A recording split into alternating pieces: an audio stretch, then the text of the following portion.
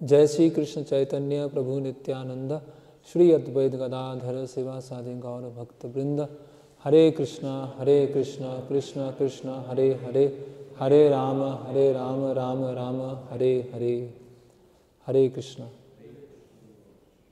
तो हम वैदिक साधना भक्ति के 19वें अंक तक पहुंच गए हैं। सेवा नाम अपराधम वर्जनम।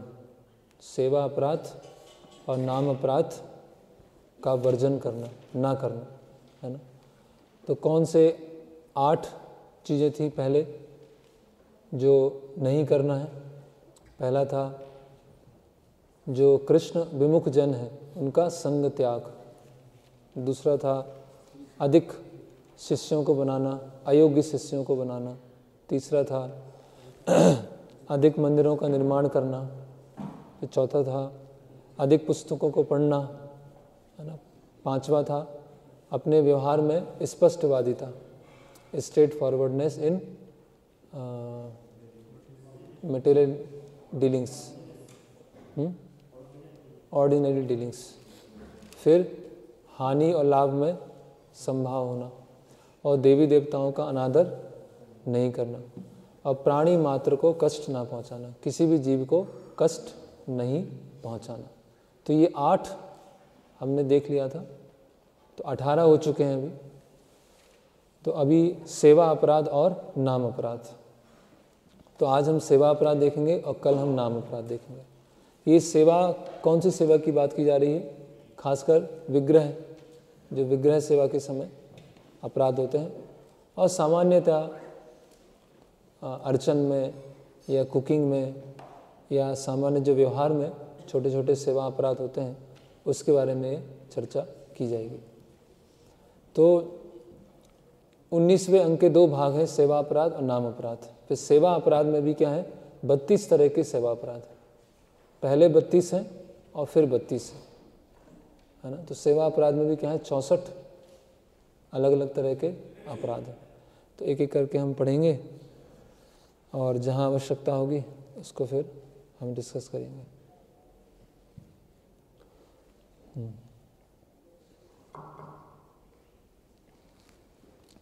पूरक वैदिक साहित्य में भगवान की सेवा से संबंधित निम्नलिखित 32 अपराधों की सूची मिलती है ना। 32 सेवा अपराध के बारे में बताया गया। ये पूरक वैदिक साहित्य क्या है? ये आगम शास्त्र हरि भक्ति विलास में इन 32 अपराधों के बारे में बताया गया। पहला, मोटर कार या पालकी में सवार होकर या जूता पहनकर अर्चा विग्रह के मंदिर में प्रविष्ट नहीं होना चाहिए, है ना। तो यहाँ जो अलग अलग तरह के हम सेवा अपराध देखेंगे या अर्चा विग्रह की सेवा करते समय जो अपराध आएंगे, उसमें हमेशा इस बात का जोर दिया जाएगा कि भगवान एक व्यक्ति हैं और भगवान एक बहुत महान व्यक्ति है। तो जब उनके सामने जा रहे हैं तो किस तरह से अलग अलग सदाचार के नियमों को पालन करना होता है।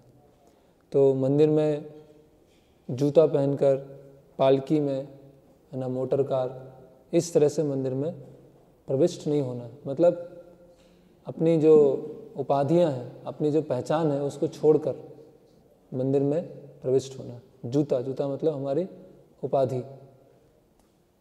भगवान की प्रसन्नता के लिए जन्माष्टमी तथा रथ यात्रा जैसे उत्सवों को मनाने से चूकना नहीं चाहिए।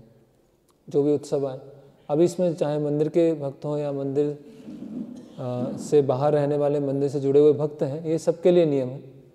तो सबको ये जन्माष्टमी, रथ यात्रा, उत्सव मनाना। अर्चा विग्रह के समक्ष नतमस्तक होने में आनाकानी नहीं करनी चाहिए, है ना। जब हम अर्चा विग्रह के समक्ष या मंदिर के बाहर, कभी हम जैसे धाम में जाते हैं तो वहाँ पर मंदिर के बाहर गरुड़ स्तंभ होता है या सिंह द्वार है, तो वहाँ प्रणाम करते हैं। तो कभी कभी लगता है कि बहुत गंदा है, नीचे रोड खराब है, गंदगी है, तो यहाँ कैसे प्रणाम करें, इसीलिए हम ऐसे ही प्रणाम कर देते हैं। तो अर्चा विग्रह है या गरुड़ स्तंभ है या द्वार है ना, तो वहाँ पर हमें नतमस्तक होने में आनाकानी नहीं करनी, तुरंत हमें वहाँ पर प्रणाम करना चाहिए, है ना। उससे चेतना शुद्ध होगी। अगर प्रणाम नहीं किया तो कपड़े साफ रहेंगे लेकिन चेतना क्या रहेगी? अशुद्ध रहेगी। भोजन के बाद हाथ तथा पैर धोए बिना भगवान की पूजा हेतु मंदिर में प्रवेश नहीं करना चाहिए। तो हाथ, जब भोजन करने के बाद हाथ और पैर दोनों धोना। कई बार क्या होता है, हाथ धो लेते हैं लेकिन पैर नहीं धोते, क्योंकि मोजे पहने, ठंड लगेगी, उतारेंगे तो ठंड लगेगी, है ना। तो हाथ और पैर दोनों धोकर फिर हमें मंदिर में प्रवेश करना।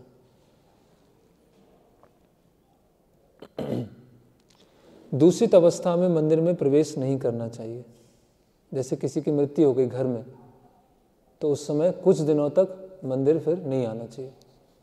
वैदिक शास्त्रों के अनुसार यदि किसी परिवार में कोई मर जाता है तो सारा परिवार कुछ समय के लिए अपने पद के अनुसार दूषित हो जाता है। उदाहरणार्थ, ब्राह्मण परिवार में दूषण का काल 12 दिन है, क्षत्रियों तथा वैश्यों के लिए 15 दिन और शूद्रों में 30 दिन का होता है। तो ये फॉलो करना चाहिए, 12, 15 और 30। तो जो जिस वर्ण में आते हैं वो 12, 15, 30 ये फॉलो करना चाहिए अगर किसी की मृत्यु हुई है तो।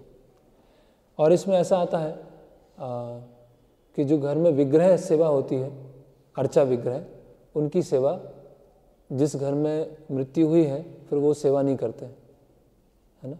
कोई पास में कोई ब्राह्मण है या पास में कोई पड़ोस में कोई ऐसे भक्त हैं तो उनको बुला के अर्चा विग्रह की सेवा करवाई जाती है, स्वयं नहीं की जाती, है ना।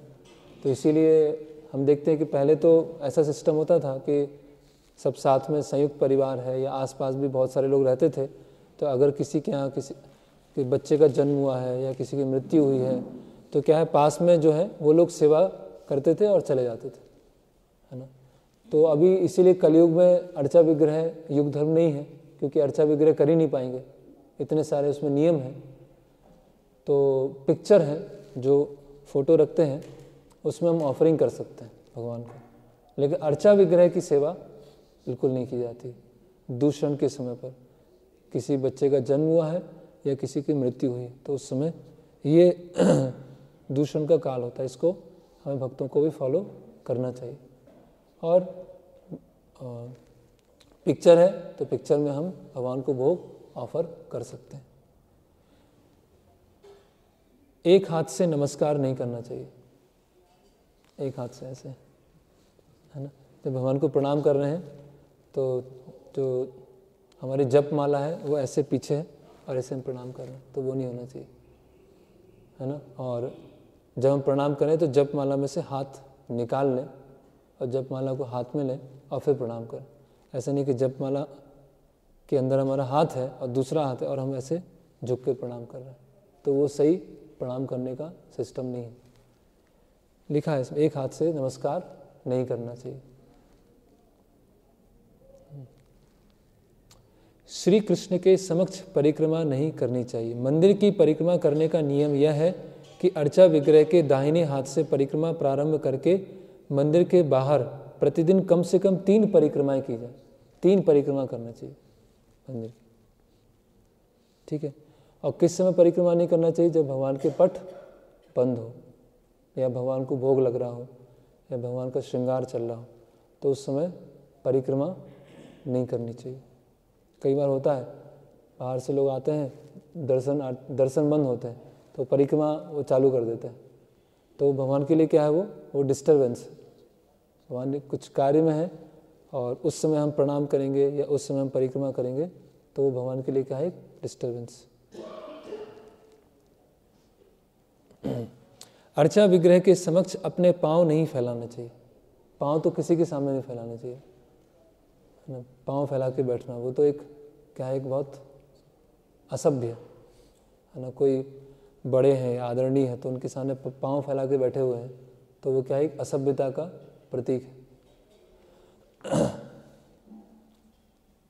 कई बार होता है, कई लोग आते हैं तो इतना टाइट जीन्स होता है वो बैठ ही नहीं पाते और बैठते हैं तो पांव फैला देते हैं, मतलब वो है ही नहीं वो ऐसे जो कपड़े हैं वो कल्चर लोग पहनते ही नहीं है, क्योंकि उसमें अपने आप ही ये सब नियम पालन करने में क्या आएगा, मुश्किल आएगा। कई लोग ऐसे होते हैं उनको नीचे बैठने की आदत ही नहीं तो पांव फैला के बैठ जाते हैं। अपने हाथों से टखने, कोहनी तथा घुटने पकड़कर अर्चा विग्रह के समक्ष नहीं बैठना चाहिए। और जो पिलर है, मंदिर में कोई पिलर है या मंदिर की दीवार है, उससे टिक कर लेक्चर नहीं सुनना चाहिए, है ना। क्योंकि ये क्या होता है, बहुत ये एक अनादर है, हरि कथा का अनादर है ना। एक बार महाराज गुरुकुल में लेक्चर दे रहे थे और महाराज ने बोला कि गुरुकुल के बच्चों के लिए सबसे पहला निर्देश क्या है कि कभी दीवार से टिक कर प्रवचन ना सुने, है ना। तो और अपने हाथ पैर पकड़ना बीच बीच में, है ना। ऐसा आदत होती है ना, पैर खुजा रहे हैं या पैर पकड़ रहे हैं या घुटने पकड़कर, तो इस तरह से अर्चा विग्रह के समक्ष नहीं बैठना चाहिए, ऐसे घुटने पकड़ के।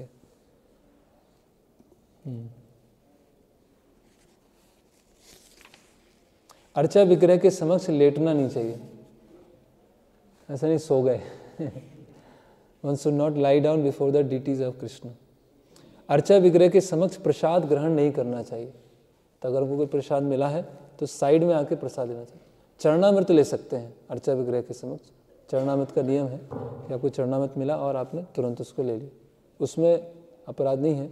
लेकिन आपको मान लीजिए ऐसे कई जो बड़े बड़े मंदिर होते हैं, बड़े स्तर पर जहाँ पर अर्चा विग्रह की सेवा होती है, तो जब निकलते हैं तो कुछ पूड़ी देते हैं, कुछ सब्जी देते हैं, हलवा देते हैं, तो वो लिया और मंदिर से थोड़ा बाहर निकले और वहाँ जाके लिया। वो भी खड़े होकर नहीं लेना है, वो भी क्या लेना है, बैठ के लेना है। फिर अर्चा विग्रह के समक्ष कभी झूठ नहीं बोलना चाहिए। अर्चा विग्रह के समक्ष ऊंची आवाज में नहीं बोलना चाहिए, है ना। ऊंची आवाज में बात नहीं करना चाहिए, क्योंकि भगवान है ना। लक्ष्य हम भगवान की सेवा कैसे करते हैं, लक्ष्मी नारायण के रूप में, वैदिक भक्ति लक्ष्मी नारायण के रूप में पूजा की, ऐश्वर्य भाव में। तो अगर कोई ऐसा व्यक्ति कोई है खड़े हुए हैं एक साधारण व्यवहार में, तो हम ऊंची आवाज में बात नहीं करेंगे, धीरे धीरे बात करेंगे। इसीलिए अर्चा विग्रह के समक्ष ऊंची आवाज में बात नहीं करना चाहिए, धीमे धीमे बात करना चाहिए। अर्चा विग्रहों के समक्ष अन्यों से बातें नहीं करना चाहिए। इसमें मतलब जनरली हम देखते हैं कि प्रचार करते हैं तो प्रचार करते समय कुछ बताना है या फिर हम कुछ सेवा से संबंधित बात होती है। इन जनरल कुछ सेवा प्रचार से संबंधित कुछ बातें हमें टेम्पल हॉल में अर्चा विग्रह के समक्ष नहीं करना चाहिए, क्योंकि वो क्या है, एक नेग्लेक्टफुल। मान लीजिए सपोज करें गुरु महाराज खड़े हुए हैं और दो लोग आपस में बातचीत कर रहे हैं, कहाँ इधर उधर की बात कर रहे हैं।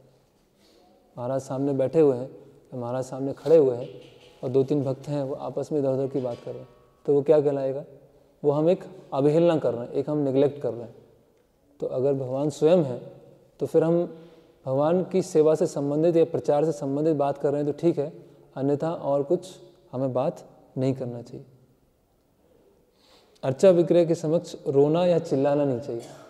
कई लोग आते हैं ना विग्रह के सामने रोने लगते हैं, आंसू आ जाते हैं उनके और उनको भगवान बचाओ और भगवान ऐसा के समक्ष रोना या चिल्लाना नहीं चाहिए।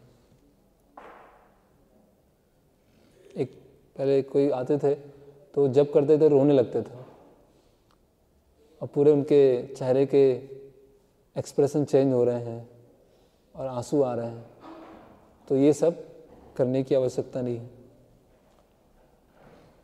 अर्चा विग्रह के समक्ष लड़ना झगड़ना नहीं चाहिए। अर्चा विग्रह के समक्ष किसी को डांटना नहीं चाहिए, ना तो झगड़ना है ना डांटना। अर्चा विग्रह के समक्ष भिखारियों को भिक्षा नहीं देनी चाहिए, है ना। कोई अगर ऐसा पर्सन है, जरूरतमंद व्यक्ति है और आया है तो भी अर्चा विग्रह के समक्ष, मतलब केवल भगवान की सेवा, है ना। भगवान की सेवा, भगवान की कथा प्रचार, उससे ही संबंधित बातचीत होगी और कुछ नहीं होगी, है ना। अर्चा विग्रह के समक्ष अन्यों से बहुत कटु वचन नहीं बोलना चाहिए, है ना। कटु वचन, हार्श वैसे भी नहीं बोलना चाहिए, अर्चा विग्रह के समक्ष रोएदार कम्बल नहीं उड़ना चाहिए। फर, इसमें बताया fur blanket, one should not bear a fur blanket before the DT, क्योंकि क्या होती है एनिमल स्किन है ना, वो से जानवर की खाल से जो बनता है, तो जानवर की खाल से जो बना है उसको फिर नहीं लेना चाहिए। जैसे लेदर है ना, लेदर के जूते पहनना, लेदर के बेल्ट पहनना, लेदर की जैकेट पहनना, तो वो नहीं पहनना चाहिए। एक प्रभुपाद जी की शिष्या हैं, वो अपने मेमोरीज में बताती हैं, जदुरानी माता जी, और बोलती हैं कि उनके पास जूते थे प्लास्टिक के, ब्राउन कलर के। तो प्रभुपाद जी लेक्चर में बता रहे थे, बहुत शुरुआत की बात है 1969, प्रभुपाद जी बता रहे थे कि कुछ भी लेदर का उपयोग नहीं करना चाहिए, लेदर के जूते नहीं पहनना चाहिए। तो उन्होंने क्या किया, प्रभुपाद जी ने जदुरानी माता जी के जूते उठाए अपने हाथ में और सबको दिखाया कि लेदर के शूज़ नहीं पहनना चाहिए, पहनना कौन सा चाहिए, प्लास्टिक के पहनना चाहिए। प्लास्टिक या कोई अन्य, लेकिन लेदर जिसमें एनिमल प्रोडक्ट है ना, जहाँ पशु की हिंसा की गई है, वो बिल्कुल भी नहीं पहनना चाहिए। अर्चा विग्रह के समक्ष किसी अन्य की स्तुति या बढ़ाई नहीं करना चाहिए, है ना, एक दूसरे की स्तुति या बढ़ाई भी नहीं करना चाहिए। अर्चा विग्रह कैसे मजाक में करते हैं ना कभी कभी, तो वो नहीं होना चाहिए। अर्चा विग्रह के समक्ष किसी को गाली नहीं देनी चाहिए, है ना, आप शब्द नहीं बोलना चाहिए। अर्चा विग्रह के समक्ष अपान वायु का त्याग नहीं करना चाहिए। अपने साधनों के अनुसार अर्चा विग्रह की पूजा करने से चूकना नहीं चाहिए। जिसकी जो क्षमता है उसके अनुसार उसे सेवा करनी चाहिए। भगवान ने बोला है पत्रम पुष्पम फलम तोयम यो में भक्त्या प्रयच्छति। भगवान को पत्र पुष्प फल अर्पित करेंगे तो भगवान उसको ग्रहण करते हैं। लेकिन किसी के पास अगर कई है ना बहुत धन है या बहुत समृद्धि है, लेकिन वो भगवान को केवल थोड़ा ही दे रहा है ना, थोड़ा ही अर्पण किया, तो वो क्या है, उसकी इनसिंसियरिटी कहलाएगी, है ना। बोलेगा भगवद गीता में तो लिखा है पत्रम पुष्पम फलम तो मैं इतने दे देता हूँ, है ना, और बाकी अपने भोग के लिए रखता हूँ, तो वो ठीक नहीं है ना। भगवद गीता में कहा गया है कि यदि कोई भक्त भगवान को पत्ती या थोड़ा जल भी अर्पित करे तो वे प्रसन्न हो जाते हैं। भगवान द्वारा बताया गया सूत्र निर्धन से निर्धन व्यक्ति पर लागू होता है। कोई कितना भी निर्धन हो, तुलसी पत्र और जल तो भगवान को अर्पण कर ही सकता है और भगवान उससे प्रसन्न हो।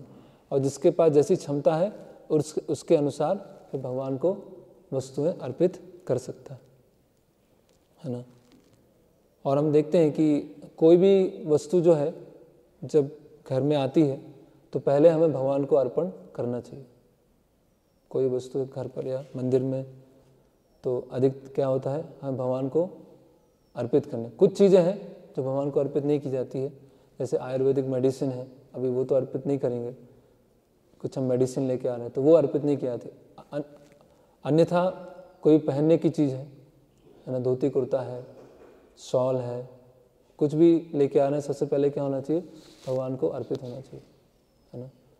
एक बार गोकुल चंद प्रभु बता रहे थे कि वो जयपुर में एक मंदिर में गए, राधा गोविंद जी के मंदिर में, तो वहाँ के जो पुजारी थे उनको बहुत ठंड लग रही थी, तो उन्होंने पुजारी को क्या किया, एक अच्छा सा शॉल ला के दिया कि ये आप लीजिएगा। तो पुजारी उन्होंने ले लिया, और जब अगले दिन मंगला आरती में दर्शन करने आए तो देखा वो कम्बल क्या है, भगवान के चारों तरफ ऐसे लिपटा हुआ है। तो उन्होंने खुद के लिए यूज़ नहीं किया और उन्होंने भगवान के लिए यूज़ कर लिया। तो बोले कि हम आपके लिए लेके आया था। बोले हर चीज़ क्या है, भगवान के लिए। तो भगवान के लिए आवश्यकता था तो उन्होंने भगवान के जो विग्रह हैं उनको पूरा कम्बल उड़ा दिया। बोले कुछ दिनों के बाद प्रसाद रूप में मैं इसको ले लूँगा, लेकिन ये हर चीज़ क्या है, भगवान के लिए, है ना। और कोई भी चीज़ है, कोई भी मौसमी चीज़ है, कोई सीजन चेंज हुआ है, ग्रीष्म ऋतु आई है तो ग्रीष्म ऋतु में कुछ फल आते हैं, कुछ सब्जियां आते हैं, तो घर में आने से पहले क्या होना चाहिए, वो पहले मंदिर में आना चाहिए, है ना। सर्दी है तो सर्दी में कुछ फल है, तो ऐसा नहीं कि खुद के लिए हम इकट्ठा करते जा रहे हैं। तो वो एक भावना है सबके कि सेंटर क्या है, मंदिर है ना। सबके जीवन का सेंटर क्या है, मंदिर है।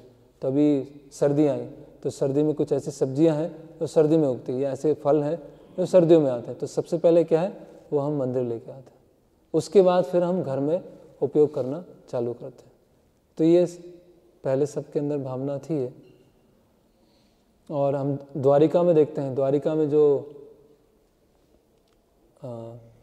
झंडे लगाए जाते हैं ऊपर, मंदिर के ऊपर झंडे, है ना, तो जब झंडे का उपयोग हो जाता, मतलब झंडे को उतार देते हैं और नया झंडा लगाते हैं, तो उस झंडे से लोग धोती कुर्ते सिलवाते हैं, है ना, मतलब वो जो भगवान का कपड़े हैं जो भगवान की सेवा में उपयोग किए गए हैं, वो क्या उसको प्रसाद के रूप में लेते हैं।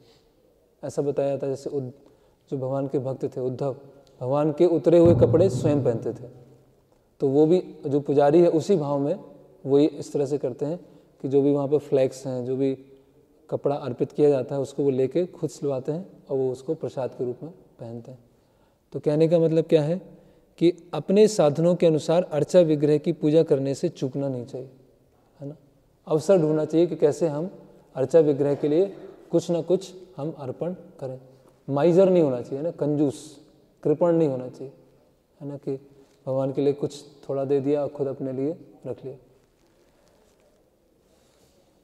फिर कृष्ण को पहले अर्पित किए बिना कोई भी भोज्य पदार्थ नहीं खाना चाहिए, है ना, जो भी है भगवान को ऑफर करके ही ग्रहण करना चाहिए।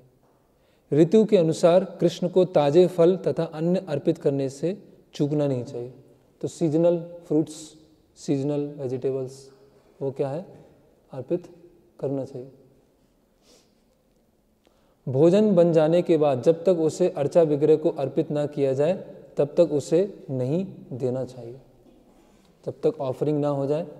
तो जनरली क्या है, ऑफरिंग में कितना टाइम है, 15 मिनट, 15 मिनट में ऑफरिंग, है ना, और ऑफरिंग के बाद फिर 5 से 10 मिनट प्लेट धोना, उसको रखना, है ना।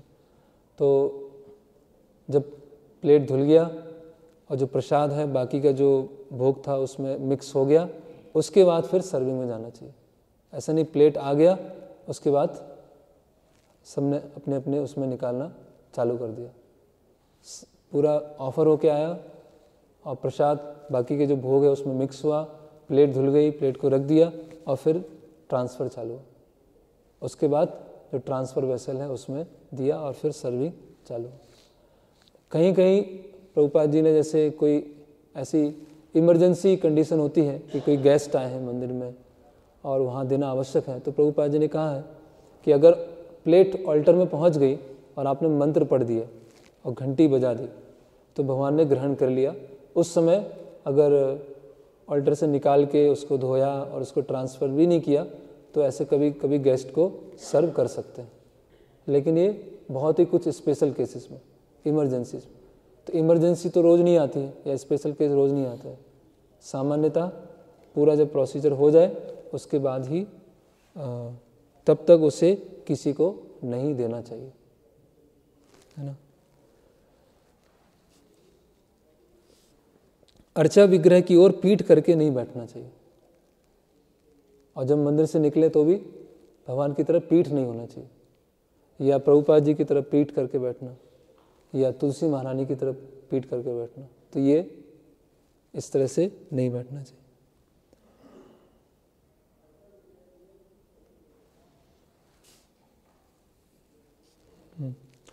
फिर इसमें थोड़ा हिंदी में थोड़ा, गुरु को चुपके से नमस्कार नहीं करना चाहिए।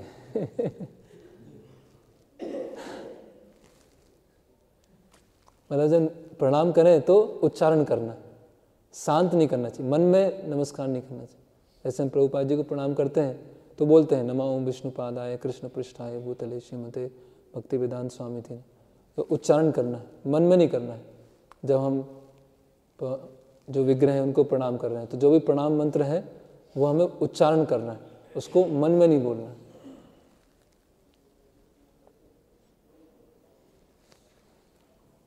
और चिल्लाना भी नहीं है जोर से। गुरु के समक्ष उनकी कुछ प्रशंसा करना नहीं भूलना चाहिए, है ना, कुछ प्रेस, है ना। ऐसे नहीं कि खुद की प्रशंसा कर रहे हैं, मैंने ऐसा किया, मैंने गुरु की प्रशंसा, है और अगले में बता रहे हैं 31 में, गुरु के समक्ष अपनी बड़ाई नहीं करना चाहिए। तो इसमें लिखा है कि गुरु के समक्ष उनकी कुछ प्रशंसा नहीं भूलना चाहिए।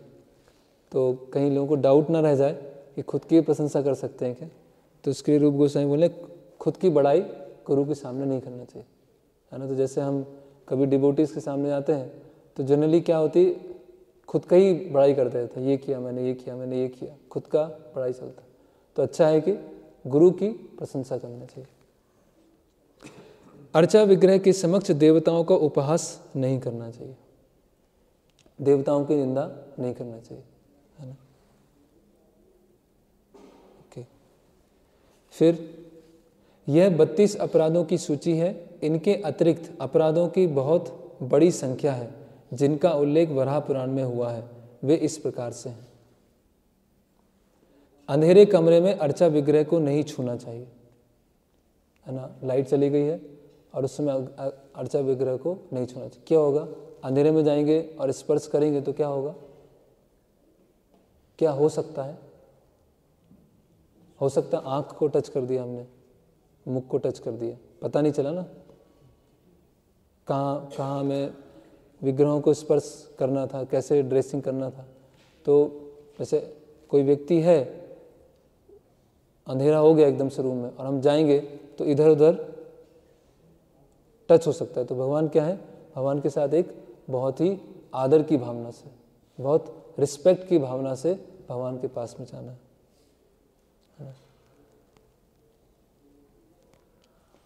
अर्चा विग्रह के पूजन के विधि विधानों का कड़ाई से पालन करना चाहिए, एकदम कड़ाई से, उसमें कोई ढील नहीं होना चाहिए।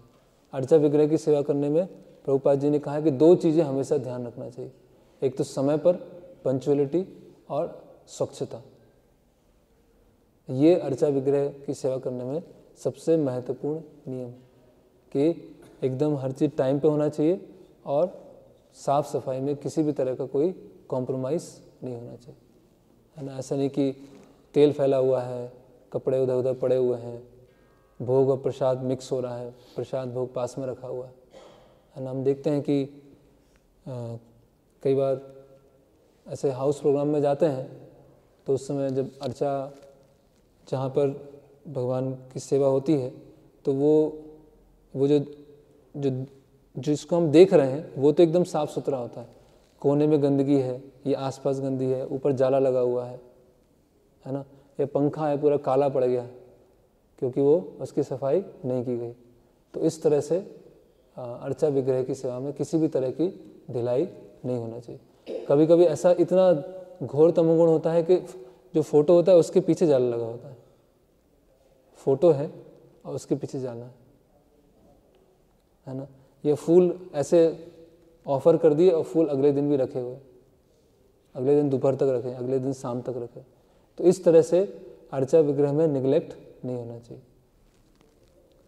भोग, जब भगवान का भोग अर्पण किया जाता है तो उसमें भार नहीं लगना चाहिए, अरे मुझे भोग अर्पण करने का दे दिया, अब तो कितना टाइम जाएगा, पहले सब क्लीन करना पड़ेगा, फिर उसमें रखना पड़ेगा, फिर तुलसी पत्र, फिर जाना पड़ेगा और फिर मंत्र पढ़ना पड़ेगा, कितना टाइम जा रहा है मेरा, टाइम वेस्ट हो रहा है मेरा। मैं और किसी चीज़ में लगा सकता था लेकिन मेरा क्या है, टाइम वेस्ट हो रहा है किस में, भगवान को ऑफरिंग करने में। ऐसा होता है, इसलिए कभी कभी सब बचते हैं कि मेरा ऑफरिंग का ना आ जाए, कहीं मुझे ऑफरिंग ना करना पड़े, है ना। तो ये वो जो एटीट्यूड है कि अर्चा विग्रह में कि साफ़ सफाई नहीं रखना या ऑफरिंग करते समय हम सही एटीट्यूड में नहीं है, उसको हम बाहर समझ रहे हैं या उसमें आनाकानी कर रहे हैं, तो हम भगवान को ऑफर करने में हमको समस्या हो रही है, तो फिर क्या हम प्रचार करेंगे और क्या हम दूसरी सेवा करेंगे, है ना। तो उसके लिए हमें क्या है, एकदम बस रेडी होना चाहिए, तैयार होना चाहिए। फिर कुछ ना कुछ ध्वनि किए बिना देव मंदिर में प्रवेश नहीं करना चाहिए। मंदिर हॉल में कैसे प्रवेश करना चाहिए, कुछ ना कुछ आवाज़, जैसे हम किसी घर में जाते हैं तो नॉक करते हैं ना, खटखटाते हैं, ऐसे किसी घर में नहीं घुस जाते तो तुरंत कुछ बैल बजाते हैं, कुछ नॉक करते हैं, उसके बाद अंदर जाते हैं। तो ऐसे जब मंदिर में आए तो जनरली क्या होता है, जो दरवाज़ा होता है उसमें ऐसे थोड़ा सा ऐसे नॉक करते हुए फिर हम अंदर प्रवेश करते हैं। कुत्तों या निम्न पशुओं द्वारा देखा गया भोज्य पदार्थ अर्चा विग्रह पर नहीं चढ़ाना चाहिए। अगर किसी पशु ने देख लिया है ना, या पक्षी ने देख लिया, तो वो क्या हो गया, कंटेमिनेटेड हो गया, वो दूषित हो गया। इसीलिए क्या है, जो भी भोग है उसको क्या करते हैं, पूरा कवर करके, पूरा उसको ढक के किचन से जो अर्चा विग्रह का कक्ष है वहाँ तक लेके आते हैं। अगर खुले में लेके आएंगे तो बहुत सारे लोग उसको देख रहे हैं, है ना, तो वो जो पुजारी हैं और जो कुक हैं उनके अलावा और कोई उसको नहीं देखे। नहीं तो क्या होता है, वो देखते हैं और मन में ही भोग लग जाता है उनका। तो जैसे ही मन में भोग लगा तो वो दूषित हो गया, तो वो भगवान को भी ऑफर नहीं कर सकते। इसीलिए बहुत आतुर नहीं होना चाहिए, आज क्या बना, आज क्या बना, चलो किचन में झाँक के आते हैं, आज क्या बना है, आज कौन सा मीठा, कौन सा स्वीट बना है, आज कौन सा पनीर बना है, तो देख के आते हैं, आज रोटी बनी है, पूड़ी बनी है, क्या है। तो वो किचन में झाँका जाके कुछ होने नहीं चाहिए, क्योंकि हम देखेंगे तो किसकी दृष्टि से देखेंगे, जैसे हम देखेंगे हमें लगे बस जल्दी ऑफरिंग होके आए, जल्दी अभी तक आई क्यों नहीं, तो टाइम क्यों लग रहा है। तो वो हमने क्या कर दिया, पूरा दूषित कर दिया, भगवान को जो ऑफरिंग हुआ वो दूषित कर दिया।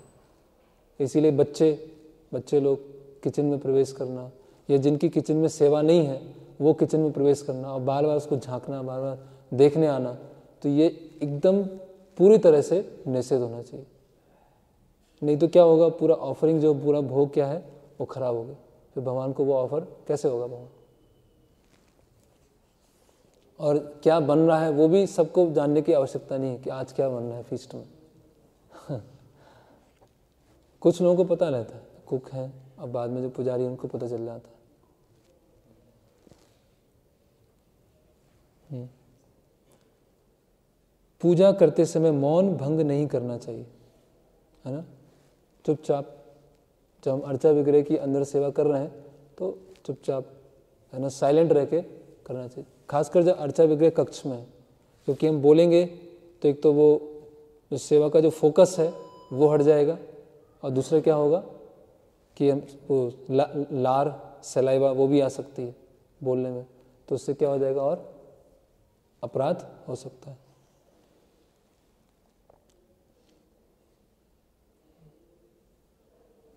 पूजा में व्यस्त करते समय पेशाब या मल करने नहीं जाना चाहिए जब अर्चा विग्रह की सेवा कर रहे हैं।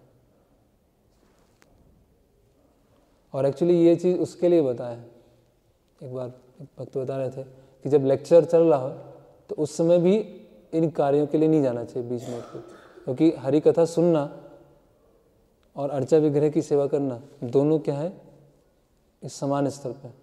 तो ऐसा नहीं होता कि पुजारी 25 मिनट की आरती कर रहा और बीच में से ब्रेक के लिए चला गया और फिर दोबारा आरती कंटिन्यू कर दी, क्योंकि वो कंटिन्यूस प्रोसेस है।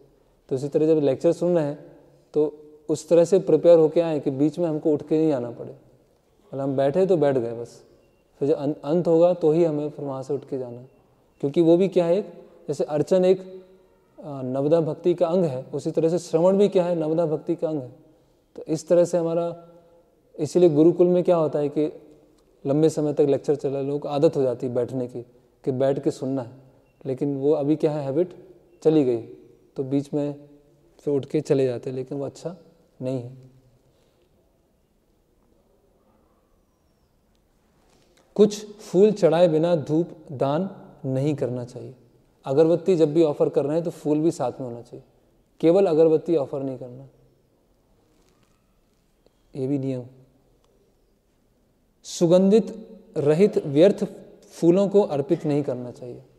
जिस फूलों में सुगंधी नहीं है उनको भगवान को ऑफर नहीं करना चाहिए। उनको हम डेकोरेशन में यूज कर सकते हैं या मालाओं में थोड़ा सा लगा सकते हैं, लेकिन जो सुगंधित हैं केवल उन्हीं को ही भगवान को अर्पण करना चाहिए, है ना। प्रतिदिन दांतों को सावधानी से साफ करना नहीं भूलना चाहिए। जल्दी जल्दी ब्रश कर लिया, है ना, तो उससे क्या होगा, अर्चा विग्रहों के सामने जाएंगे तो वो मुख से क्या आएगा, दुर्गंध। भगवान के समक्ष जा रहे हैं तो क्या होगा, बैड स्मेल आएगा। तो इसीलिए जो सभी भक्तों को, ये तो खासकर ये अर्चा विग्रह में बताया है कि अच्छी तरह से दांत साफ करना चाहिए। और चैतन्य चरितामृत में भी ये, जब चैतन्य महाप्रभु सनातन गोस्वामी को समझा रहे हैं तो उसमें एक अंग आया दंत धावन, कि दांतों को अच्छी तरह से साफ करना चाहिए, है ना। इवन डिवोटी आपस में बातचीत करते हैं तो अगर दांत साफ नहीं है तो फिर क्या होगा, उसमें बैड स्मेल आएगा। तो वो जल्दी उस तरह से नहीं करना चाहिए। वो भी एक अंग है, ये वही पढ़ रहे हैं हम। मैथुन के बाद सीधे मंदिर में प्रवेश नहीं करना चाहिए। स्त्री को रजो दर्शन काल में स्पर्श नहीं करना चाहिए। सबको छूकर मंदिर में प्रवेश नहीं करना चाहिए। किसी की उसमें गए हैं, है ना, शमशान में गए हैं तो मंदिर में प्रवेश नहीं करना चाहिए, घर में प्रवेश नहीं करना चाहिए। पहले कपड़ों के साथ पूरा स्नान कर लेना चाहिए। अभी तो क्या हो गया, इलेक्ट्रिक, अभी तो जलाते ही नहीं है, रखते हैं, ऑन करते हैं, वो जल जाता है ना। और लोग ऐसा है, सर्दियों में कई लोग ऐसे हैं जो 7 दिन तक नहाते नहीं हैं। ऐसे लोग मिले 7 दिन तक नहीं नहाए, और क्या है, परफ्यूम वो लगा लिया बस, 15 दिन तक नहीं नहाए। इतने घोर तमोगुणी। इसलिए वो बताया गया ना, कलयुग में एक सिम्टम क्या है कि जो केवल स्नान करेगा, स्नान करके अपने आप को पवित्र समझेगा। जबकि पवित्र कैसे है, स्नान किया, आपने तिलक लगाया, आपकी कंठी माला है, आप मंत्र उच्चारण कर रहे हैं, आचमन कर रहे हैं, तब आप पवित्र हो। लेकिन लोग क्या समझेंगे, स्नान कर लिया तो पवित्र हो। क्यों? क्योंकि स्नान करना ही क्या हो जाएगा धीरे धीरे कम हो जाएगा। लाल, नीले या बिना धुले वस्त्र पहनकर मंदिर में प्रवेश नहीं करना चाहिए। लाल, नीले और बिना धुले वस्त्र पहनकर मंदिर में प्रवेश नहीं करना चाहिए। तो इसमें ऐसा बताया गया है, इसमें आचार्य कमेंट्री में लिख रहे हैं कि जो लाल, जो नीला रंग होता है वो भगवान कृष्ण को बहुत पसंद है ना। तो खासकर जो पुजारी हैं उनको जो ब्लू जैसा कुछ नहीं पहनना चाहिए, मतलब ब्लू और रेड का कॉम्बिनेशन में नहीं पहनना चाहिए। और दूसरा बताया है कि Shrimati Radha Rani's garments are named Meghambar, her upper garments is red like a ruby. तो श्रीमती राधा रानी का फेवरेट जो है ऊपर क्या है, रेड, और नीचे क्या है, ब्लू। तो रेड और ब्लू इस कॉम्बिनेशन में मंदिर में माताएं हैं उनको नहीं आना चाहिए। ऊपर रेड है, नीचे ब्लू।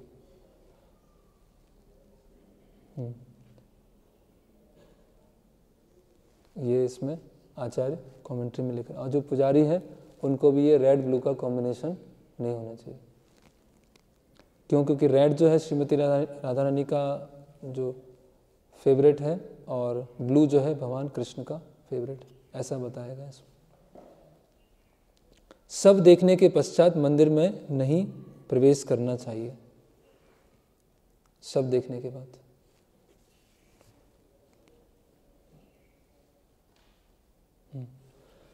मंदिर के भीतर अपान वायु का त्याग नहीं करना चाहिए। मंदिर के भीतर क्रुद्ध नहीं होना चाहिए। शमशान जाने के बाद मंदिर में प्रवेश नहीं करना चाहिए। अर्चा विग्रह के समय डकार नहीं लेना चाहिए। मंदिर में डकार इसलिए बताया गया, जो पुजारी होते हैं प्रसाद लेने के 1 से 1.5 घंटे तक अर्चा विग्रह कक्ष में प्रवेश नहीं करना चाहिए उनको, क्योंकि जब तक पूरा प्रसाद पचेगा नहीं 1-1.5 घंटे में, उसके बाद ही वो अर्चा विग्रह में प्रवेश कर सकते हैं। और ऐसा बताया गया है उडुपी में कि वहाँ जो पुजारी हैं जब तक सुबह की सेवा पूरी नहीं हो जाती तब तक वो कुछ प्रसाद नहीं लेते, क्योंकि प्रसाद लिया और उसके बाद फिर वो डकार आना, गैस बनना, डकार बन आ रही है, गैस बन रही है, तो ऐसी स्थिति में आप अर्चा विग्रह में इवन आइडियली तो टेम्पल हॉल में भी नहीं आना चाहिए। जैसे कुछ चीज़ें होती हैं, जैसे हींग है या ये राजमा है, छोले हैं, उससे क्या होगा, बेल्चिंग है ना, उससे डकार ये सब आना, तो वो खा के उसमें कई जगह बताया है कि 3-4 घंटे तक फिर अर्चा विग्रह कक्ष में या टेम्पल हॉल में नहीं आना चाहिए, है ना।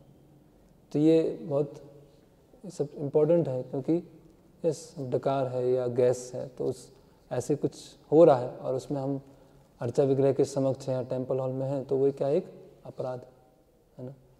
तो उस समय हमें मंदिर हॉल से बाहर चले जाना चाहिए। गांजा नहीं पीना चाहिए।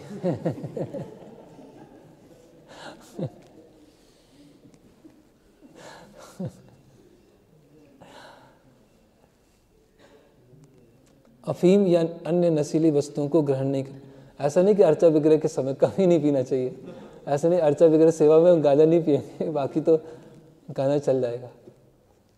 अफीम या अन्य नशीली वस्तुओं को ग्रहण नहीं करना चाहिए। शरीर में तेल लगाने के बाद अर्चा विग्रह के कक्ष में प्रवेश नहीं करना चाहिए। तो ऑयल क्या होता है, कंटेमिनेटेड होता है, इसलिए ऑयल मतलब कैसा, स्नान करने से पहले ऑयल लगाया जाता है, ऑयल लगा के स्नान किया था, स्नान करने के बाद फिर ऑयल नहीं लगाते, नहीं तो क्या हो गया, वो कंटेमिनेशन हो गया। कई लोग बोलते हैं ना, स्वामी जी आशीर्वाद दीजिए हमारे बच्चे को, तो हाथ रखते हैं तो क्या रहता है, पूरा तेल लगा। तो वास्तव में वो ट्रेडिशनली तो क्या है, स्नान से पहले तेल लगाना, स्नान के बाद तेल नहीं लगाना, क्योंकि जैसे तेल लगाए वो आपका बॉडी क्या हो गया, दूषित हो गया।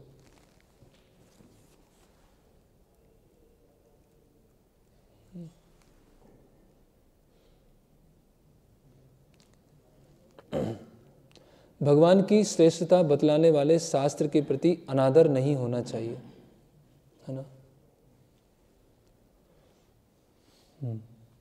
किसी विरोधी शास्त्र का सूत्रपात नहीं करना चाहिए, किसी अन्य शास्त्र का गुणगान करना।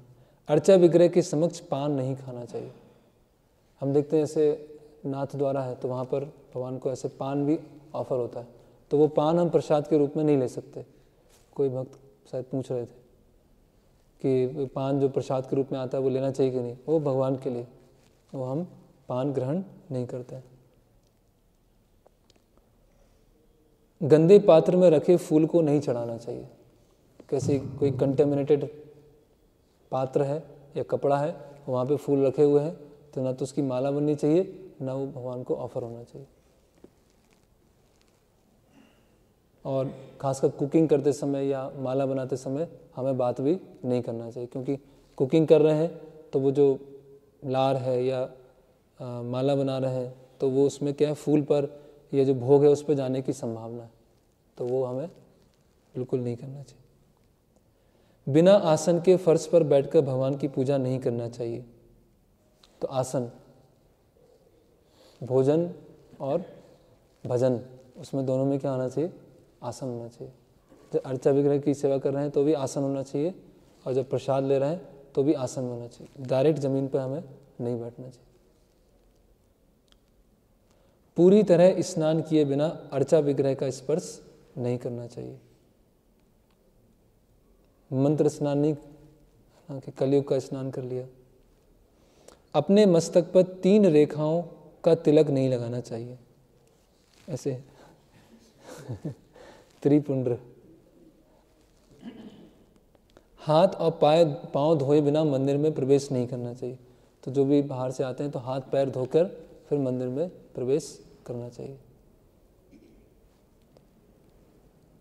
फिर अन्य नियम, अवैष्णव द्वारा पकाया हुआ भोजन अर्पित नहीं करना चाहिए। बिस्किट कर सकते हैं, पार्ले जी, हल्दीराम नहीं करते हैं ऐसा, ये मजाक नहीं है, ऐसा हो रहा है। हल्दीराम का भुजिया आता है और लेते हैं,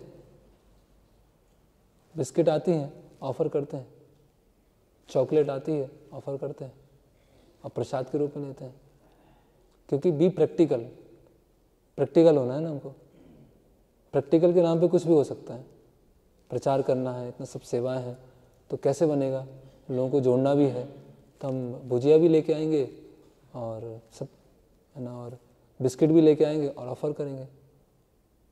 तो ये इसीलिए बाहर का बिस्किट, खासकर जो गृहस्थ भक्त हैं, एक बार एक भक्त बता रहे थे कि कहीं वो मिलने गए, मीटिंग चल रहा था और फ्रूटी आई सबके सामने, सबकी टेबल पे फ्रूटी रखी हुई थी। और फ्रूटी क्या कर रही मंदिर में, है ना? तो ये सब बाहर की चीज़ें, बाहर का केक, चाहे वो मिल्क केक हो, ऐसा होता है। एक कुछ समय पहले एक स्टूडेंट आए थे, तो बता रहे थे कि जहाँ वो उस मंदिर में वो रहते हैं, तो वहाँ पर राधा कृष्ण के विग्रह है, तो वहाँ पर कुछ उत्सव मनाया गया। तो वो 2 स्टोरीज या 3 स्टोरीज 4 स्टोरीज केक लेके आए, अच्छा बड़ा सा केक, और रखा। कहाँ से लेके आए?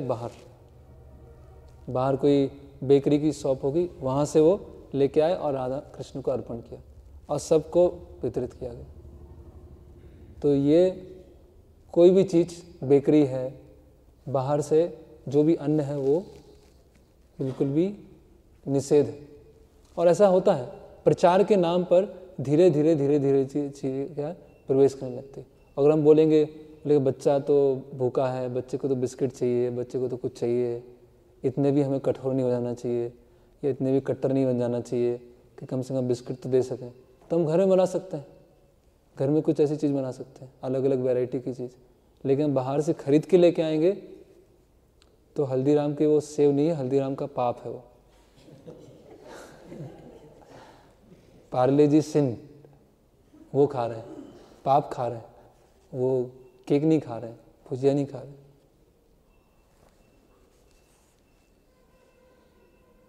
अभक्तों के समक्ष अर्चा विग्रह की पूजा नहीं करनी चाहिए, है ना।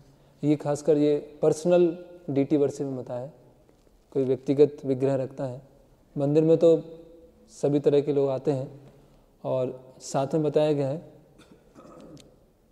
जैसे अर्चा विग्रह, अभक्तों के समक्ष अर्चा विग्रह की पूजा नहीं करना चाहिए। उसी तरह से गोकुलचंद वो समझाते हैं कि जैसे व्यास पूजा है, तो व्यास पूजा में भी कनिष्ठ लोगों को लेके नहीं आना चाहिए, कि जिनको गुरु का महत्व नहीं पता है, या वहाँ गुरु की आरती की जाएगी, गुरु के पाद प्रक्षालन किया जाएगा, पूरा वहाँ पर अच्छा स्टेज सजा होगा, गुरु बैठे होंगे, तो जो नए लोग होंगे वो सोचेंगे कि ये क्या चल रहा है, एक व्यक्ति की पूजा हो रही।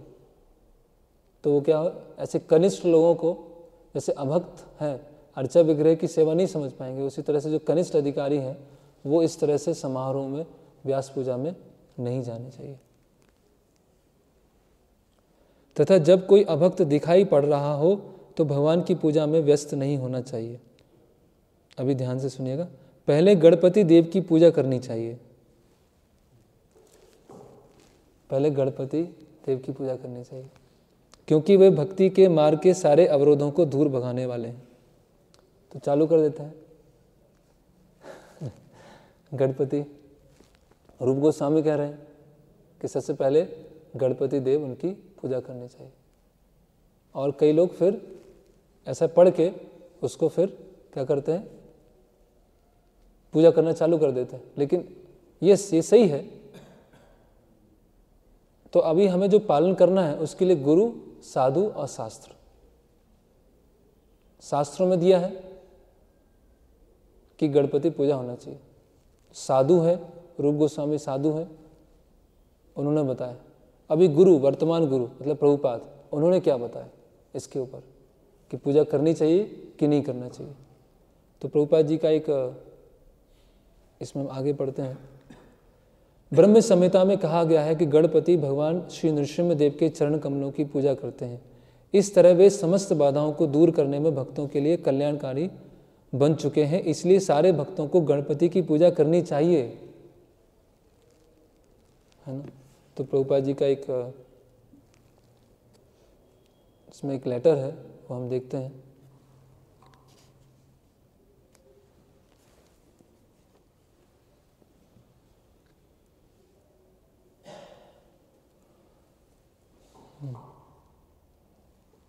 तो तो उस समय भी जब नेक्टर ऑफ डिवोशन आई और जब भक्तों ने पढ़ा कि गणपति पूजा करनी चाहिए, तो प्रभुपाद लिख रहे हैं, I don't encourage you to worship that this demigod Ganesh. मैं किसी तरह का आपको प्रोत्साहन नहीं दे रहा हूँ कि आप गणेश पूजा कीजिए। It is not required, it is not necessary, simply worship Krishna, perform nice devotional service to Krishna, then your life will certainly become perfect. आप अच्छी तरह से कृष्ण की सेवा कीजिए और आपका जीवन पूर्ण हो जाएगा। Of course if one has got some sentiment for achieving the blessings of Ganesh, for accumulating large sums of money to serve Krishna, then he may perform this Ganesh worship.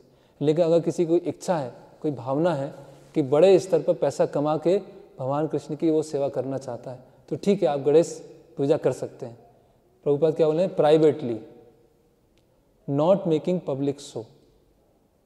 Prabhupada क्या बोले हैं, आपको कमाना है, बहुत सारा कमाना है, कृष्ण को देना है, कीजिए, लेकिन प्राइवेटली, पब्लिकली नहीं करना।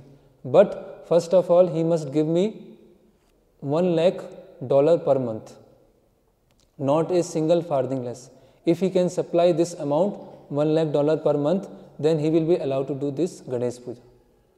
तो जो भी गणेश पूजा कर रहा है, पहले $1 लाख डोनेशन लेके आए हर महीने, तब वो गणेश पूजा कर पाए। इसका मतलब नहीं करना। Otherwise he should not do it, it will not be good, that is my order. तो प्रभुपाद जी बता रहे हैं, क्योंकि जो अन्य धर्म शास्त्र है वहाँ पर बताया गया है कि कोई भी घर में पूजा होती है, पहले गणेश जी की पूजा की जाती है ना। तो जैसे ब्रह्म वैवर्त पुराण है, तो ब्रह्म वैवर्त पुराण में बताया है कि पार्वती जी ने 1 साल तक व्रत किया पुत्र प्राप्ति के लिए, है ना। और उस व्रत में किसकी पूजा किया, भगवान विष्णु का। और शिव जी ने भी आराधना किया भगवान विष्णु के लिए। तो भगवान विष्णु जो हैं प्रकट होते हैं और बताते हैं कि आपका जो पुत्र आएगा वो कोई भी किसी भी तरह का अनुष्ठान किया जाएगा, किसी भी तरह की घर में पूजा होगी, सबसे पहले आपके पुत्र की पूजा की जाएगी। तो ये वरदान किसने दिया है, स्वयं विष्णु ने दिया है कि किसी भी तरह की घर में पूजा की जाएगी, कोई भी अनुष्ठान होगा, उसमें गणेश पूजन सबसे पहले किया जाएगा, है ना। जो भी भौतिक कार्य है उसमें जो विघ्न आते हैं उसको वो हटाते हैं। लेकिन जो वैष्णव है उनको अलग से गणेश पूजा करने की आवश्यकता नहीं है, क्योंकि ऐसा कॉन्टेक्स्ट बताया जाता है कि जब रूप गोस्वामी ने ये लिखा भक्ति रसामृत सिंधु, तो वहाँ पे बहुत सारे स्मार्त भी थे। और स्मार्त क्या है, स्मार्त मतलब शास्त्रों के एकदम नियमों को पकड़ लेते हैं, लेकिन नियमों के सार को नहीं पकड़ते, नियमों के स्पिरिट को नहीं जानते। तो नियम को पकड़ के बैठे थे, तो उनके लिए रूप गोस्वामी ने ये लाइन डाला है। और इस पर और कोई आचार्य बाद में आए हैं जिन्होंने भक्ति रसामृत सिंधु पर टीका लिखी है, किसी ने डिटेल में इसको नहीं बताया, है ना। किसी ने इनकरेज नहीं किया है कि आपको गणेश पूजन करना है। तो प्रभुपाद जी ने बोला है करना है तो आप $1 लाख डोनेशन लेके आइए, पर मंथ दीजिए, उसके बाद कीजिए, वो भी प्राइवेटली, बस सिंपल, मतलब नहीं करना। तो जो हमारे विघ्न आते हैं, अलग अलग तरह के विघ्न आते हैं, तो कैसे मिटाए जाते हैं। भक्ति में जो विघ्न आते हैं, नरसिंहदेव, गुरु परंपरा, व्यास देव, उनकी हम पूजा करते हैं। तो एक ग्रंथ है जो गोपाल भट्ट गोस्वामी ने लिखा है, उसमें बताया है कि आपको भक्ति में अगर विघ्न आते हैं तो आप गुरु परंपरा की वर्शिप कीजिए। नव योगेंद्र, नारद मुनि, विश्वक्सेन, व्यासदेव, इनकी पूजा कीजिए। किसी डेमी गॉड के पास में जाने की आवश्यकता नहीं है, किसी देवता के पास में जाने की आवश्यकता नहीं है, क्योंकि क्या है, एकांत भक्त, एक निष्ठ भक्त। तो ये गणेश पूजन के बारे में। नाखूनों या अंगुलियों से स्पर्श किए हुए जल से अर्चा विग्रह को स्नान नहीं कराना चाहिए। ये इम्पोर्टेंट है कि जब हम अभिषेकम कर रहे हैं तो अभी हमको चेक करना है कि पानी कैसा है, तो अपना हाथ नहीं डाल देना चाहिए उसमें। नाखून क्या है, बहुत ही ज़्यादा कंटेमिनेटेड है ना। तो नाखून, इवन किचन में भी ये नियम है कि कोई पानी है चेक करना है तो आप इससे चेक कीजिए। आप ऐसे हाथ डाल के, जो भी किचन और अर्चा विग्रह वो सेमी स्टैंडर्ड है, तो अगर आप ना ऐसे उंगली डाल के चेक कर रहे हैं और उसमें नाखून है तो पानी क्या होगा, वो कंटेमिनेटेड होगा, उसको यूज़ नहीं कर सकते। अगर आपको चेक करना है तो फिंगर से कर भी सकते हैं, है ना। तो अंगूठा जग के अंदर जाना, उंगलियां जग के अंदर जाना, है ना।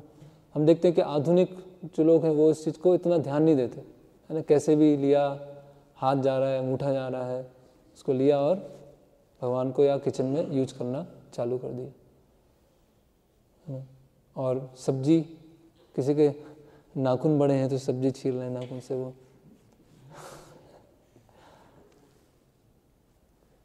जब भक्त को पसीना आ रहा हो तो अर्चा विग्रह की पूजा नहीं करनी चाहिए। बहुत ज़्यादा पसीना, बहुत ज़्यादा स्मेल कर रहा है, और हम देखते हैं कि जो नए भक्त आते हैं मंदिर में तो पसीना आता है तो बहुत ज़्यादा ऐसा दुर्गंध आती है। लेकिन जब सालों साल प्रसाद लेते हैं तो क्या होता है तो वो पसीना आता है लेकिन ऐसी दुर्गंध नहीं आती। या आप देखेंगे कि मन अगर दूषित है, अगर मन दूषित है उस समय पसीना आएगा तो वो भी क्या करता है, स्मेल करता है, वो भी दुर्गंध आती है उसमें, है ना।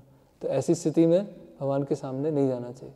ऐसा नहीं कि हमने इत्र लगा लिया, सेंट लगा दिया और अभी नहीं आ रही और फिर भगवान के सामने, क्योंकि जो ये सब सेंट है या परफ्यूम्स हैं ये सब क्या है ना, आर्टिफिशियल हैं, केमिकल्स हैं, और बहुत सारे इसमें जो पशुओं की हिंसा होती है वो भी शामिल होती है ना। तो इसीलिए धीरे धीरे जप के प्रभाव से मन शांत होगा और हम भक्ति प्रगति करते हैं तो फिर वो बाहरी रूप से भी, वो शरीर में भी प्रभाव पड़ता है उसका। मन और शरीर का कनेक्शन होता है ना, तो मन अगर शुद्ध रहता है तो शरीर भी क्या होता है, वो शुद्ध रहता है। उदाहरणार्थ, ना तो अर्चा विग्रह पे चढ़ाए गए फूलों के ऊपर से कूदें, ना उनके ऊपर पांव रखें। तो मान लीजिए माला रखी हुई है और अब उसको लांग के चले गए ऐसे। अभी भगवान को माला वो ऑफर नहीं हुआ, माला एक कपड़े में रखा हुआ है, आपको सेवा के लिए जाना है और उसके ऊपर लांग के आप चले गए तो माला वो दूषित हो गई। अभी उस माला को भगवान को अर्पण नहीं कर सकते। ये बहुत छोटे छोटे नियम हैं लेकिन सब बहुत इम्पोर्टेंट है ना। और उसे पैर न रखें, पैर टच नहीं होना चाहिए फूल से। न ही ईश्वर के नाम से कोई प्रतिज्ञा करें कि मैं श्री श्री राधा गोपीनाथ जी की कसम लेता हूँ आज के बाद तो भगवान के नाम की ये प्रतिज्ञा ना लें। ये विविध प्रकार के अपराध भक्ति साधना के विषय में है और मनुष्य को चाहिए कि इनसे बचने के लिए सचेत रहे।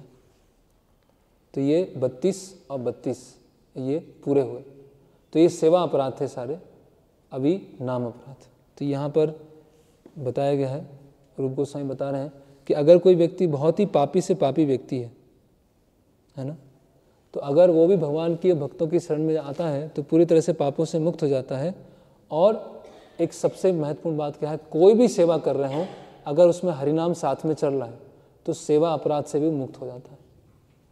अगर हम पूरी तरह से ध्यान लगा के सेवा कर रहे हैं फिर भी हमसे मिस्टेक हो रही है, हमको पता नहीं चल रहा है, तो उससे निकलने के लिए हमें हरिनाम साथ में करना चाहिए। इसलिए हम देखते हैं इस्कॉन में क्या है, जब भी अर्चा विग्रह का पूजन होता है साथ में कीर्तन भी होता है, जनरली साथ में कीर्तन, क्योंकि अर्चा विग्रह की सेवा चल रही है तो कुछ ना कुछ अपराध होगा ही, जाने अनजाने हो या मानसिक रूप से कुछ हो सकता।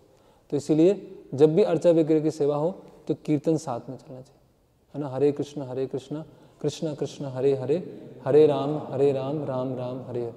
तो अर्चन के समय, है ना, कोई भी भक्ति की क्रिया है उसमें हरे कृष्ण मंत्र साथ में होना चाहिए, तो फिर हम ये से बच सकते हैं।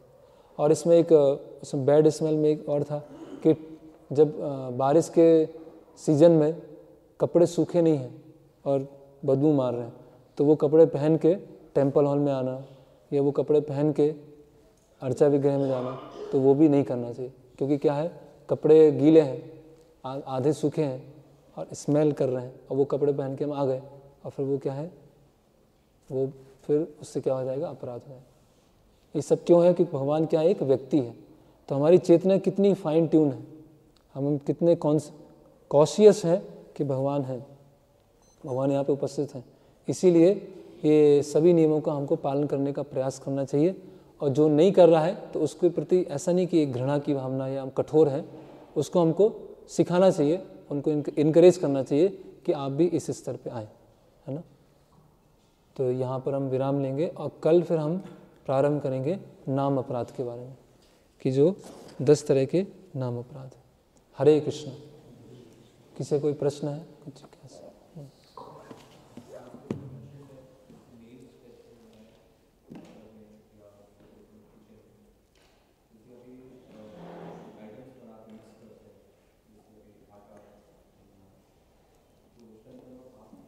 जल का बताया जा रहा था, जो जल है वो कंटेमिनेटेड हो जाएगा, वाटर।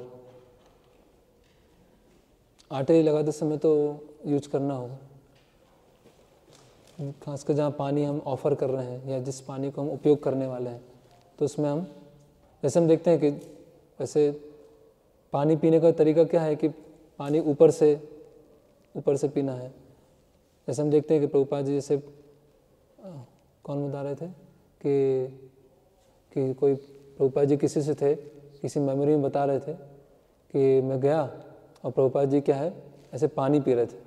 तो जब प्रभुपाद जी को पानी पीते हुए देखा तो वो सोचने लगे कि ये जो स्वामी जी हैं इनका सेंस कंट्रोल कितना अधिक है। मतलब वो प्रभुपाद जी के पानी पीते हुए देखकर एकदम आश्चर्यचकित हो गए कि इनकी मन और इंद्रिया कितने कंट्रोल में है, तो मैं इन्हीं को शरणागत लूँगा। वो अलग पॉइंट है, लेकिन जो कप है या ग्लास है वो टच नहीं करना चाहिए, आइडियली ऐसे होता है। तो उसी तरह से जो पानी हम जो यूज कर रहे हैं, वो आटा लगाना अलग है, उसमें नाखून जो है वो टच नहीं होना चाहिए, हमें विशेष ध्यान, और नाखून कटे होना चाहिए। जो भी सेवा में जा रहे हैं खासकर किचन और ऑल्टर में, उनके नाखून कटे होना चाहिए।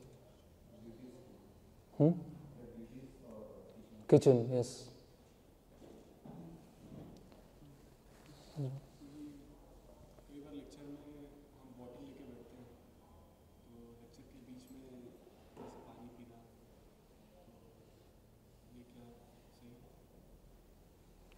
लेक्चर के बीच में पानी पीना,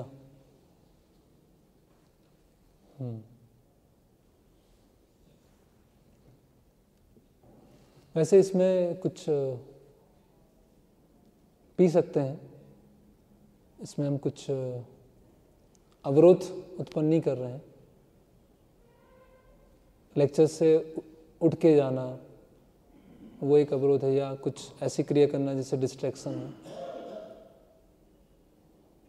वैसे हम देखते हैं वैसे केवल ये तो एक ऐसा प्रमाण है जो शास्त्रों में नहीं है, लेकिन ऑब्जर्वेशन में आया है कि कोई भी ऐसे हम व्यास पूजा में देखते हैं कि अन्य भक्त आते हैं तो ऐसे बॉटल जनरली साथ में रखते नहीं है ना। लेक्चर के समय वो लेक्चर ही रहता है, इतना ज़्यादा पहले ही जो आपको पानी पीना हो, जो भी करना हो आप करके आ जाएं, और फिर लेक्चर में केवल लेक्चर के लिए बैठे। तो इन जनरल देखा तो नहीं है कि भक्त लोग ऐसे पानी पीते हैं।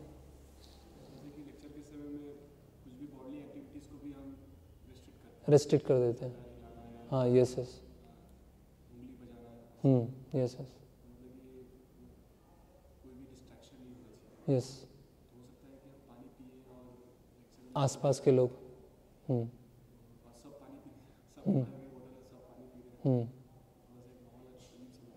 यस।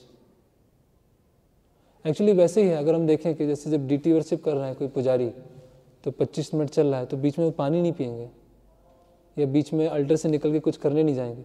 जब भगवान का आरती कर रहे हैं मतलब आरती कर रहे हैं, तो वैसे श्रवण है, आप श्रवण कर रहे हैं मतलब वही कर रहे हैं और कुछ नहीं कर रहे हैं उसके अलावा। तो अगर वो रखेंगे तो ज़्यादा अच्छा, नहीं तो वो हर चीज़ में फिर आएगा। अगर पानी पी सकते हैं तो फिर जूस भी पी सकते हैं कोई पूछेगा ORS भी पी सकते हैं, बहुत सारी चीज़ तो बेटर है जैसे अर्चा विग्रह के समय जो है जैसे पुजारी रहता है वैसे हमें श्रवण के समय रहना है। ऐसा हमें अपने हैबिट डेवलप करना है, इस तरह से हमें श्रवण करना है। ऐसा आता है कि 10वें स्कंद के प्रारंभ में सुखदेव गोस्वामी परीक्षित महाराज को कुछ पूछते हैं, और आचार्य वहाँ कमेंट्री में लिखते हैं कि 10वें स्कंद आ गया है कि जो परीक्षित महाराज भूख और प्यास तो से विचलित तो नहीं हो रहे, ऐसा नहीं कुछ पानी पीना है या कुछ ग्रहण करना है। तो परीक्षित महाराज बोलते हैं नहीं, आप कथा सुनाते रहिए, आप सुनाते रहिए, मैं केवल कथा सुनने के लिए यहाँ पर बैठा हूँ, उनको भूख और प्यास सता नहीं रही।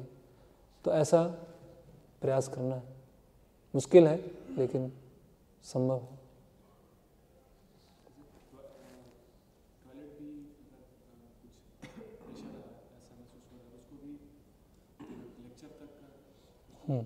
यस, हाँ।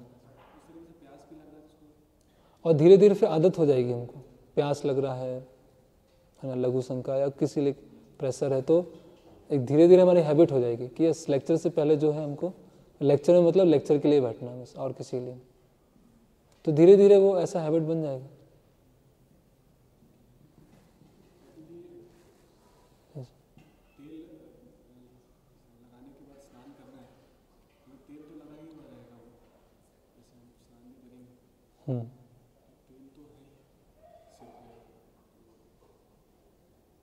जनरली बॉडी में अगर तेल लगा है अच्छी तरह से तो वो एब्जॉर्ब हो जाएगा, फिर स्नान करेंगे फिर नहीं रहेगा। और अगर बालों में तेल लगा रहे हैं,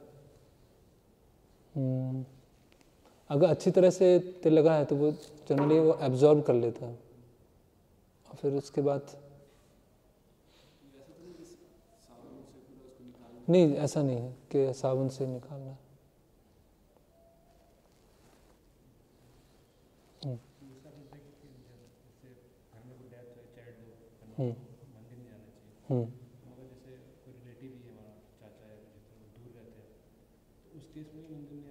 हाँ, वो भी रहता है जिनका क्लोज रिलेशंस में उनका डेथ हुआ है तो फिर नहीं, फिर मंदिर में, हाँ दूर भी रहते हैं, हाँ यस।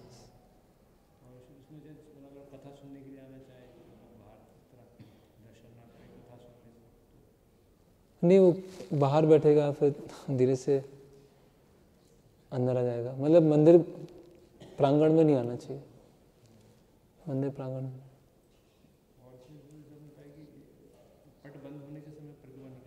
हाँ, और जिस समय आरती होती है उस समय, हाँ उस समय कर सकते हैं, उस समय कर सकते हैं। हाँ, श्रृंगार के समय नहीं। हाँ, श्रृंगार जब पट बंद है तब नहीं करना चाहिए परिक्रमा।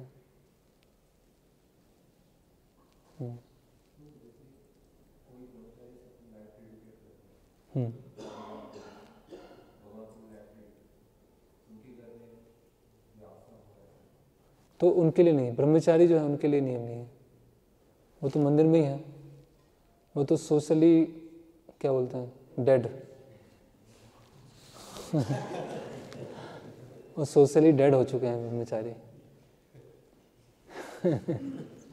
तो घर में ऐसा कुछ होता है तो वो उसको फॉलो नहीं करते, खासकर गृहस्थ भक्तों के लिए नियम, ये दूषण का नियम।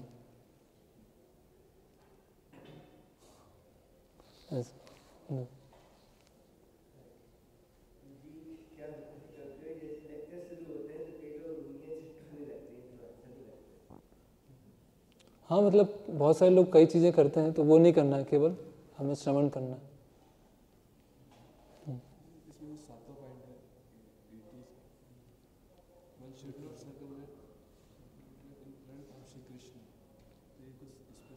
एक्चुअली क्या होता है, कभी कभी जैसे परिक्रमा करते हैं और डीटीज के सामने ऐसे घूमते हैं, जैसे भगवान के सामने है उनके सामने ऐसे घूम गए, तो वो नहीं करना चाहिए।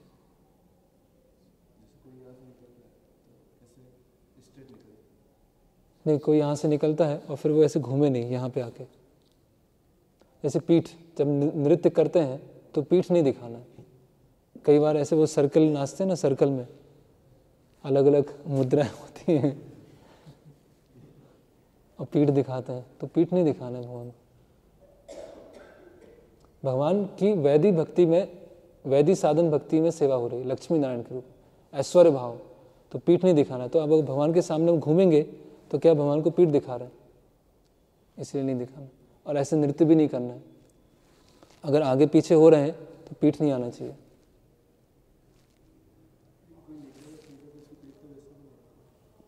नहीं, मैं आपको बताऊंगा, वो खड़े होकर ऐसे घूमते हैं, कुछ मंदिरों में ऐसा होता है, परिक्रमा करते हैं और जब भगवान के पास में आते हैं तो पूरा एक बार घूम जाते हैं, और फिर आगे जाते हैं, तो वो नहीं करना।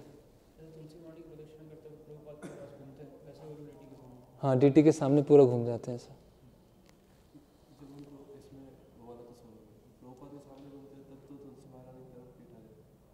नहीं, ऐसा जरूर नहीं है।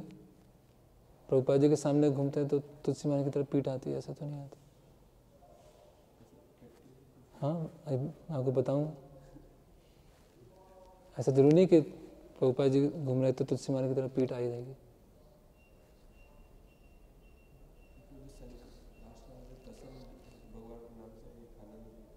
भगवान के नाम से कसम नहीं खाना चाहिए। उनके धाम में जाते हैं, संकल्प लेते हैं, संकल्प कैसे लेते हैं? नहीं, भगवान के नाम से कहाँ लेते हैं संकल्प? नहीं, भगवान के नाम से संकल्प कहाँ लेते हैं? वैसे संकल्प लेते हैं कि भगवान के नाम का वो, इस तरह से नहीं लेते ना।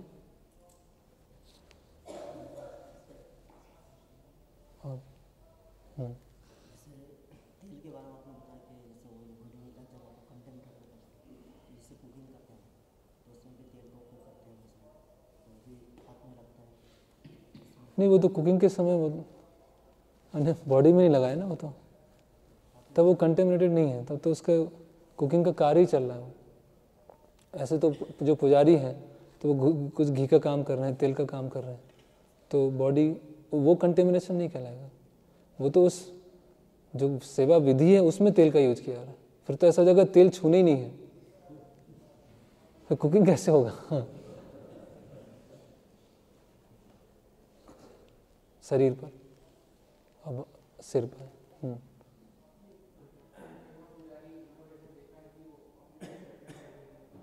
अपने लिए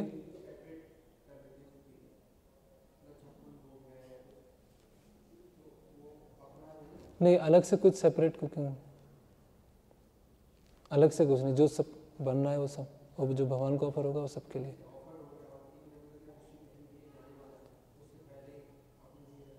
हाँ, वो अलग नियम है, वो इस नियमों में डिस्कशन नहीं है।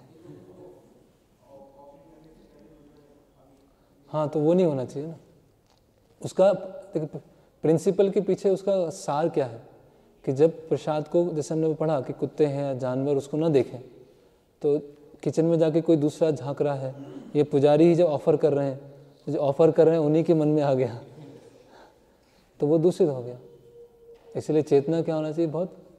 और कभी कभी तो ऐसा होता है कि पुजारी जानबूझ के जो ऑपुलेंट चीज़ होती है वो नहीं लेते, मन में संकल्प बना लेते हैं कि जो ऑफर कर रहे हैं और फीस्ट में जो अच्छी चीज़, मतलब टेस्ट में जो अच्छी है, सारी प्रसाद है, टेस्ट में अच्छी है, वो हम लेंगे नहीं। तो अपने आप ही उनका संकल्प हो जाता है, अपने आप वो भोग की वृत्ति चली जाती है कि मुझे ऑफरिंग के बाद मुझे मिलने वाला है। कई लोग ऐसा नियम बनाते हैं, अपने मन में संकल्प कर लिया कि मैं नहीं लूँगा।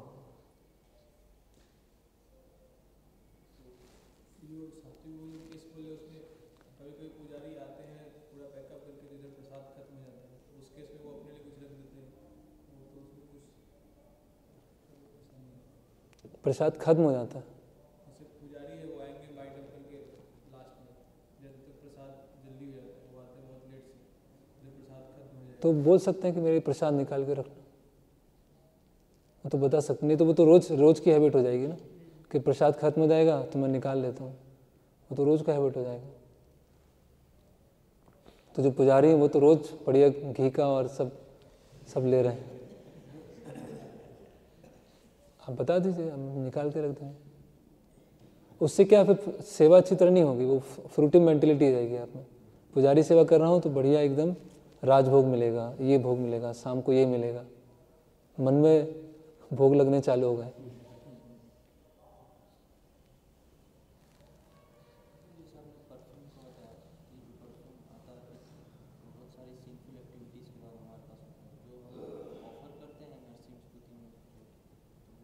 इत्र होता है, वो नेचुरल होता है, अलग अलग नेचुरल चीज़ों से बनाया जाता है। परफ्यूम अलग है, उसमें केमिकल्स होते हैं, मतलब कुछ चीज़ें केमिकल्स होती हैं, कुछ चीज़ें पशु हत्या उसमें शामिल होती है। ये तो जो नेचुरल प्रोडक्ट हैं, जैसे गुलाब से है या मोगरा है, अलग अलग उससे इत्र बनाया जाता है।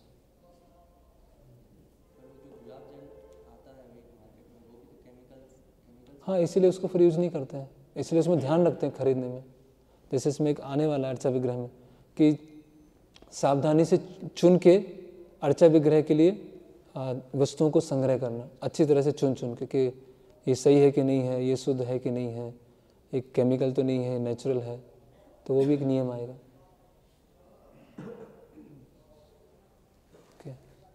हरे कृष्ण। शिल प्रभुपाद की जय। भक्ति रसामृत सिंधु की जय। शिल रूप गोस्वामी प्रभुपाद की जय।